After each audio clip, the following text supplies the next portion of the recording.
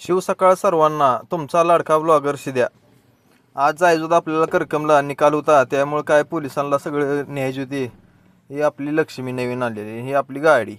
हिनं लावलं काम सकाळ सकाळ. टायर बसलं होतं, हवा ती मारली आणि चला म्हणलं जावं आता.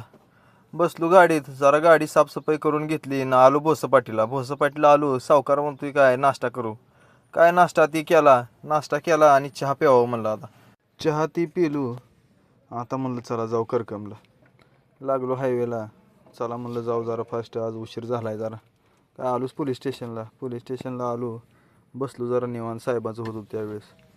बसलो, घेतलं साहेबांना ते. आलो हॉटेलवर आलो. एक वेळ असा होता की आम्ही साहेबाच्या गाडीत बसायचो. आता वेळ अशी आली की साहेब आमच्या गाडीत बसते.